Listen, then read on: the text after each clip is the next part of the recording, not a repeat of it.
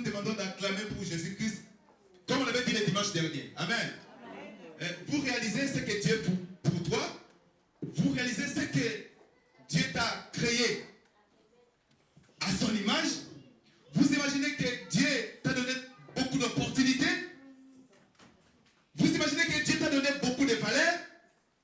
Et vous réfléchissez même ce que Dieu dit que si vous voulez le glorifier, il dit glorifie-lui selon l'immensité de sa grandeur. Amen. Selon ce que tu vois que Dieu est grand. Si tu vois que Dieu est petit, tu peux l'acclamer tout petit. Amen. Mais si tu sais que Dieu est vraiment grand par rapport à toi, il faut bien l'acclamer. Amen. Alors acclamons pour la gloire de notre Seigneur Jésus. Alléluia.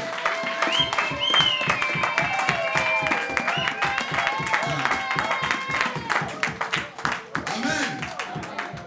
Que Dieu bénisse tout un chacun de nous. Vous savez, dans la nuit du 31 au 1er, on avait parlé de quelque chose. On avait parlé de l'esclavage. Amen.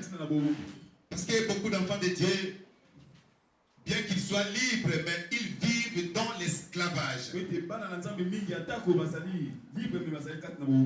si vous voyez que vous marchez librement,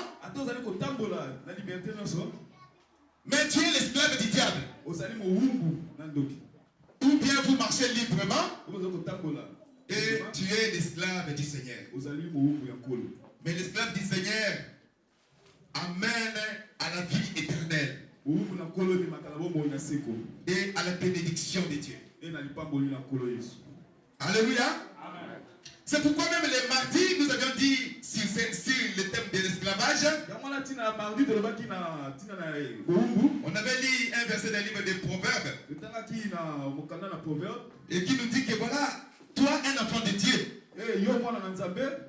essaie de te dégager comme une gazelle.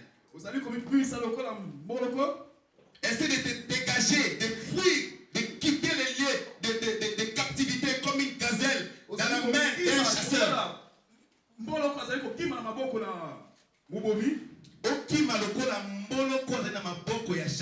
Amen. Tu fuis comme le gazelle dans le main du chasseur. Alléluia. C'est pourquoi le Seigneur nous a encore fait la grâce de parler sur le réveil. Le thème que nous allons parler aujourd'hui, c'est réveillez-vous. Comment tu veux dire, mais comment le pasteur va nous parler de réveillez-vous? Est-ce que c'est réveillez-vous que nous voyons dans les brochures des témoins de Jéhovah? Alors, ça veut dire quoi? C'est réveillez-vous là. Amen. Juste le Seigneur veut te dire que tu puisses avoir l'intelligence de savoir ce moment où nous sommes en train de passer et de regarder à toi-même. Si tu marches selon la voie du Seigneur, ou si tu ne marches pas selon la voie du Seigneur. Mais ce que le Seigneur veut te dire ce matin, que si tu ne marches pas selon sa voie, essaye de prendre le courage et de marcher selon sa voie. Alors il te dit que tu dors encore. C'est pourquoi il te dit que réveille-toi.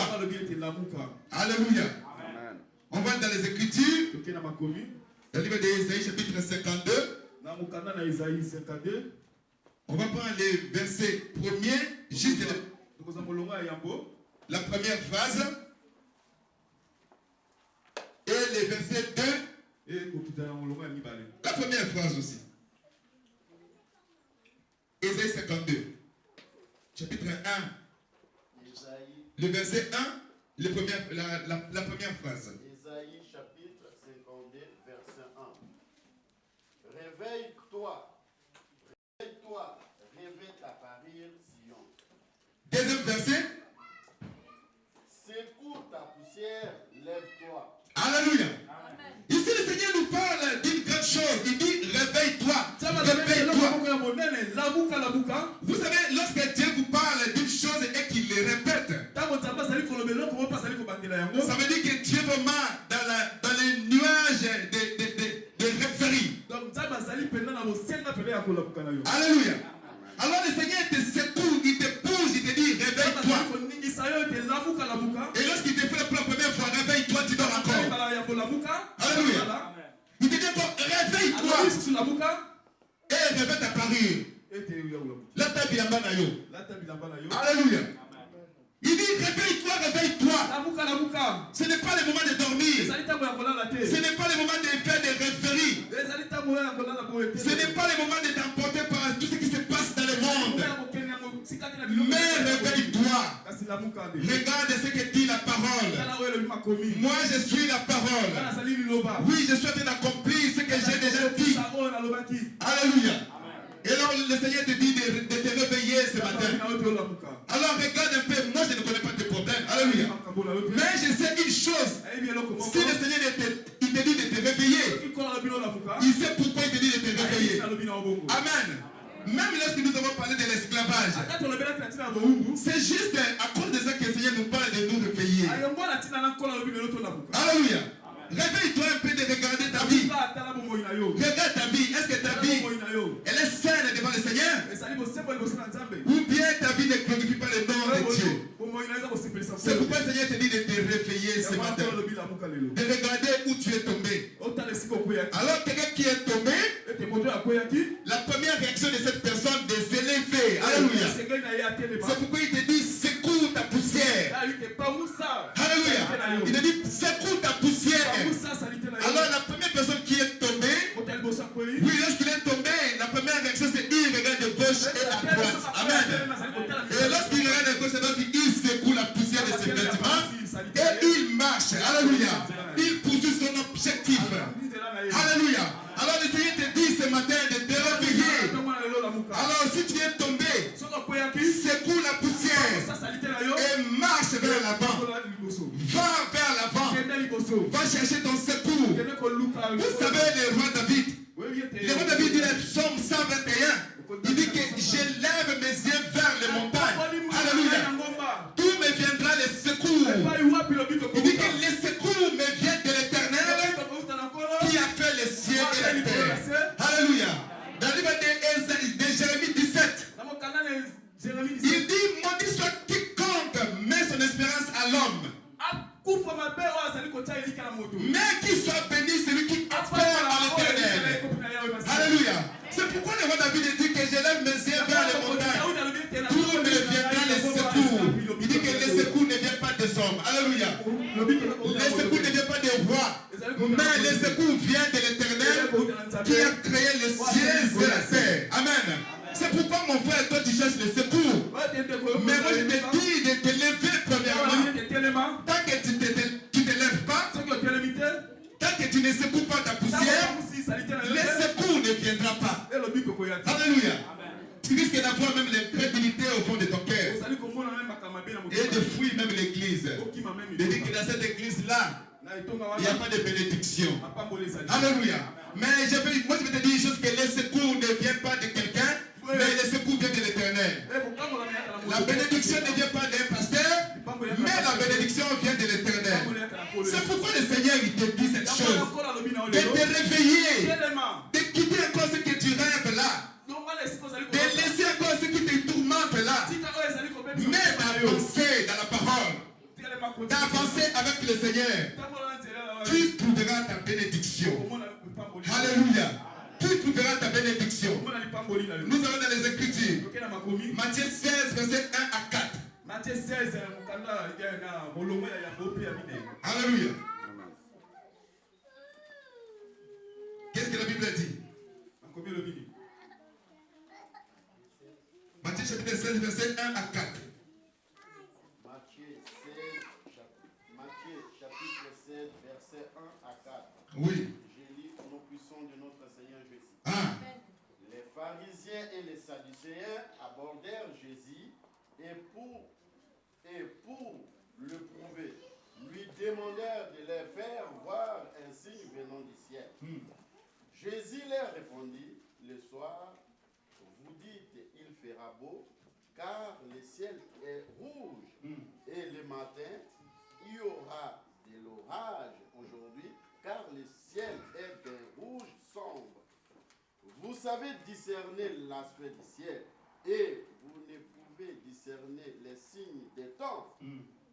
Une génération méchante et adultère demande un miracle. Il ne lui sera donné d'autre miracle que celui de Jonas. Alléluia.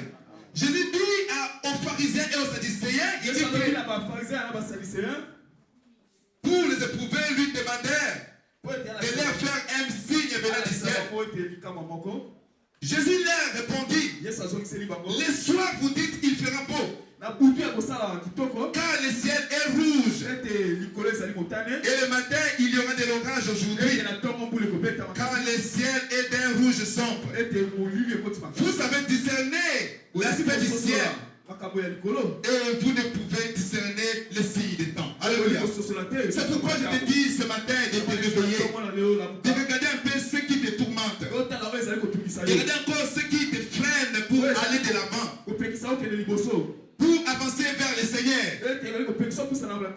Mais Jésus-Christ te dit, vous savez discerner certaines choses, mais c'est une génération méchante et adultère qui ne savent pas discerner les signes des temps. Alléluia. Il faut savoir discerner les signes des temps, les signes avec lesquels nous sommes arrivés. C'est le moment de nous réveiller, c'est le moment de prendre par-dessus toutes choses, amen, d'avoir une bonne vie de prière, d'être des bons frères exemplaires, d'être des sœurs exemplaires, d'être les enfants exemplaires.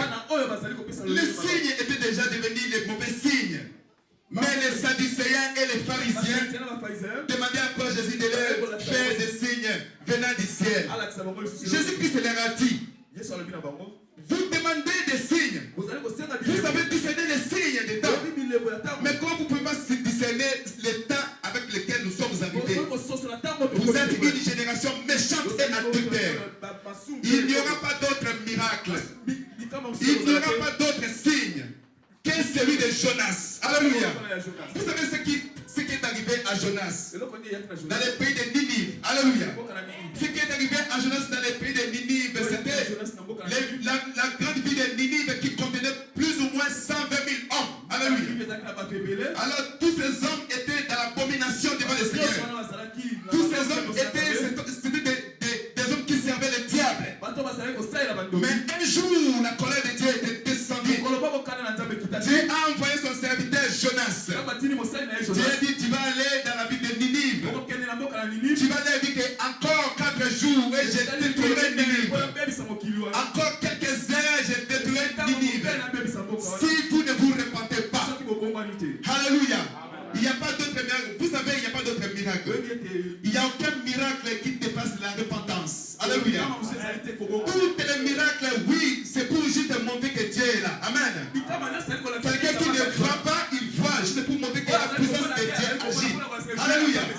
Quelqu'un qui ne marche pas, il marche, c'est pour montrer la puissance de Dieu. Celui qui ne parle pas, il parle, c'est juste pour montrer la puissance de Dieu. Mais le vrai miracle, c'est la repentance. Alléluia.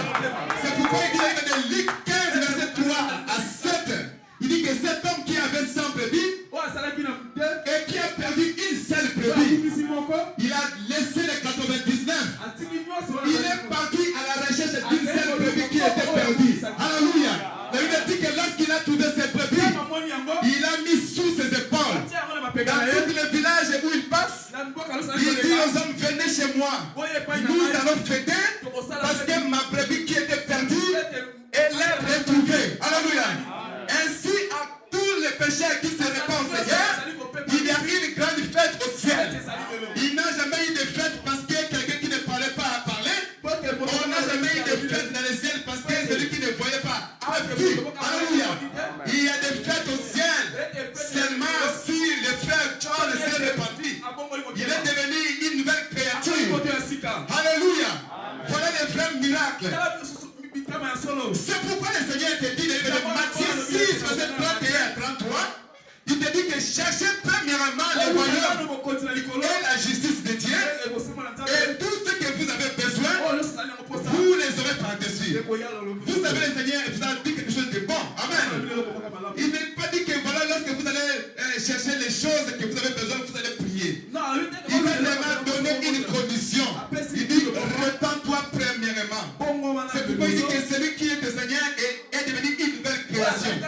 les choses anciennes doivent passer et toutes les choses doivent devenir nouvelles.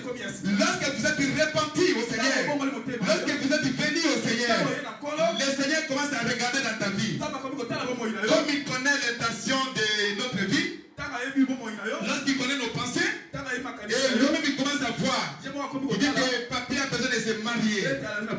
Papi a besoin d'avoir des enfants. Papi a besoin d'avoir une maison. Papi a besoin d'avoir un papier. Oui, il est même dans les temps convenables. Le Seigneur ne bénit ni avant ni après. Alléluia. Il bénit dans les moments venus. Alléluia. C'est pourquoi réveille-toi, mon frère et soeur. Réveille-toi.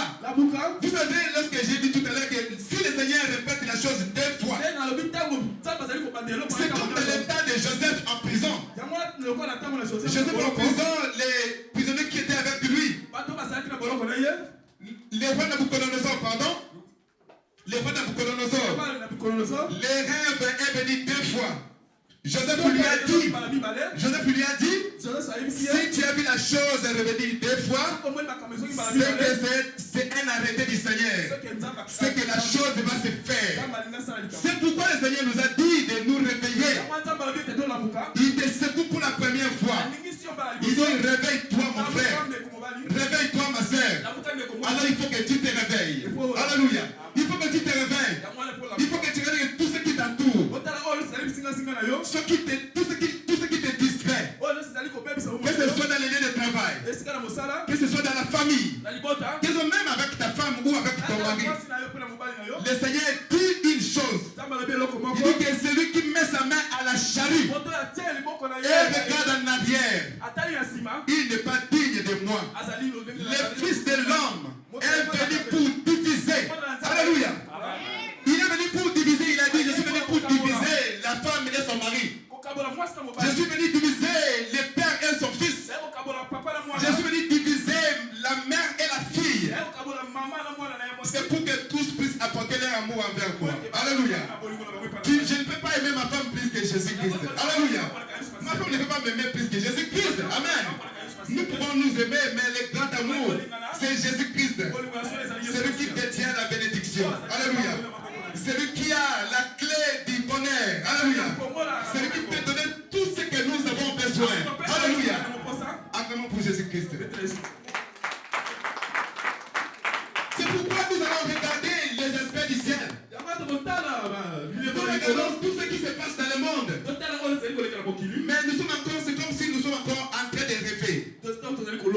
Alléluia. Nous regardons tout ce qui se passe dans le monde. Jésus dit qu'il faut que ces choses arrivent premièrement. Mais ce ne sera pas encore la fin. Une nation se lèvera contre une nation. Un royaume contre un royaume. Peuple contre peuple.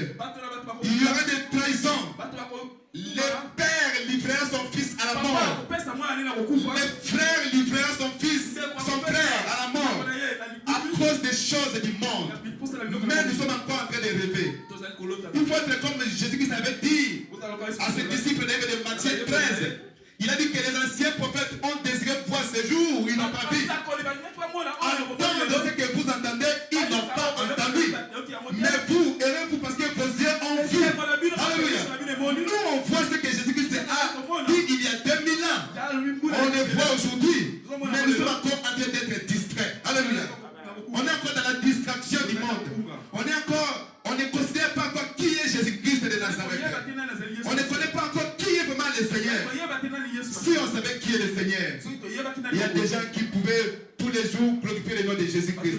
On n'aurait pas droit à l'erreur dans notre vie. Amen. Parce que ce qui vient dans 10 minutes, nous ne savons pas. Alléluia. Beaucoup sont morts. On entend qu'il y a beaucoup de morts au Congo, beaucoup de morts ici. Amen. Seulement ici, ils ont fait quelque chose de bon et de distraction. Pour faire voir aux gens qu'il n'y a pas, les gens ne meurent pas. Amen. Mais il y a des morts tous les jours. Alléluia. Les gens meurent tous les jours. Alléluia. Mais seulement, nous devons savoir, connaître le temps où nous sommes arrivés. C'est un temps où chacun cherche son propre intérêt. Même entre mari et femme, il y a la femme qui cherche son intérêt, le mari cherche son intérêt. Amen. Entre amis, il y a toujours chacun de nous cherche son intérêt. Mais tout ça, ce sont des distractions. Ce sont des distractions. Cherchons les royaumes des cieux. Cherchons la vie éternelle. Répandons-nous. Devenons de nouvelles créatures. Rejetons les choses anciennes. Accueillons les choses nouvelles. Alléluia. Accueillons vraiment dans notre vie des choses nouvelles. C'est pourquoi nous devons nous réveiller. Mais si je te dis ces choses, c'est pour voir qu'est-ce qui t'a fait tomber en 2011. Nous sommes au premier dimanche de l'année. Alléluia. Nous sommes au premier dimanche de l'année du mois de janvier. Qu'est-ce qui t'a fait tomber? Alléluia. Qu'est-ce qui t'a fait tomber en 2011? Qu'est-ce qui t'est lié pour ne pas avancer dans les choses de Dieu en 2011? Alors tu ne peux pas vraiment te dégager comme une gazelle. Alléluia. Tu ne peux pas te dégager comme une gazelle. Ou bien comme un oiseau dans la main d'un oiseleur. Alléluia. Alléluia. Dégageons-nous. Quittons ce stade. Essaye de faire la rétrospection de ta vie. Alléluia. Et de dire que voilà, si je n'ai pas avancé dans les choses de Dieu en 2011, c'est parce que je vivais dans l'escroquerie. C'est parce que j'étais un menteur. Alléluia. C'est parce que je ne vivais pas dans la bêtise avec mon mari. Je n'ai pas dans la bêtise avec ma femme. J'étais un buveur, un hypocrite. Alléluia. Et Dieu t'a fait la grâce. Amen. Dieu t'a fait la grâce qui pouvait te tuer en 2011 et aller en enfer. Mais il t'a fait la grâce de voir encore la vie d'aujourd'hui. Vous savez une chose. Tous ceux qui viennent à l'église, dans cette église, et lorsque vous entendez des prédications ici, je vous le dis la vérité, si vous ne les mettez pas en pratique, un jour vous serez devant le Seigneur en jugement. Alléluia. Moi je n'ai aucun intérêt. Mais moi je vous dis ce que le Seigneur me dit de vous dire. Parce que moi si je cherche mon intérêt d'entrer dans la vie éternelle, je ne caresse pas les prédications. Alléluia. Mais seulement écoutez ce que je suis en train de te dire ce matin. S'il y avait quelque chose en 2011 qui ne te faisait pas avancer vers le Seigneur, parce que le Seigneur il a dit que mes mains sont étendues, je t'attends, viens vers moi. Mais durant toute l'année 2011 tu n'es pas avancé vers le Seigneur. Mais le Seigneur te dit aujourd'hui d'abandonner toutes ces choses, de quitter la rêverie là que tu es en train de rêver. Comment tu ne sais pas discerner les signes du temps? Alléluia. Tu dois savoir comment discerner les signes du temps. Tu dois connaître l'instant où nous sommes arrivés. Ce n'est pas un temps d'être dans les rêveries. Ce n'est pas un temps de rêver des choses. Vous savez, si vous dites quelque chose dans votre vie, si vous centralisez les choses, vous dites seulement que voilà, si je suis béni, c'est par la grâce de Dieu. Tout ce que je suis en train de chercher, si je le trouve, parce que Dieu a voulu que je puisse l'avoir. Si je n'ai pas ces choses, Dieu n'a pas encore permis. Je ne veux pas dire que cela se trouve entre les mains de quelqu'un. Mais dit que Dieu n'a pas encore permis que je puisse avoir ce que je cherche. Vous allez bien vivre avec le Seigneur. Vous savez que le Seigneur va opérer beaucoup de choses dans votre vie. Il va faire beaucoup de miracles dans ta vie. Les miracles, si un pasteur te dit que voilà, moi j'ai fait des miracles, je peux te bénir. C'est un menteur. Alléluia. C'est un pasteur menteur, c'est un évangéliste menteur, un apôtre menteur, docteur enseignant menteur. Alléluia. Un pasteur n'est qu'un canal. Alléluia. Je ne suis qu'un canal de la bénédiction. Alléluia. Je suis seulement un canal pour ta bénédiction. C'est pour te dire que si tu écoutes ce que moi je te dis, tu seras béni. C'est pourquoi je te dis ceci. De faire la rétrospection comme tu es là. Alors de regarder qu'est-ce qui t'a fait tomber à l'année 2011. De regarder qu'est-ce qui n'a pas marché avec toi, avec le Seigneur en 2011. Alors si tu peux fournir beaucoup d'efforts pour abandonner ces choses. Si tu peux abandonner ces choses et aller vers le Seigneur, celui qui a la clé de toutes les bénédictions, lui qui a la clé de toutes les bénédictions, vous savez, tout ce que nous cherchons sont entre les mains du Seigneur. Et il dit que je donne à qui je veux. Comme il a dit que je fais ma grâce à qui je vais faire la grâce. Miséricorde à qui je vais faire la miséricorde. Mais moi je ne suis qu'un simple canal. Mais je suis un canal que tu es obligé de m'écouter. Tu es obligé de m'écouter. Alléluia. Parce que là tu ne vois pas le Seigneur. Là tu vois John. Mais la voix derrière John c'est la voix de Jésus-Christ. Seulement tu n'as qu'à écouter ce que je viens de te dire. Et tu auras ton approbation. Alléluia. Nous allons dans l'écriture. Romains 13.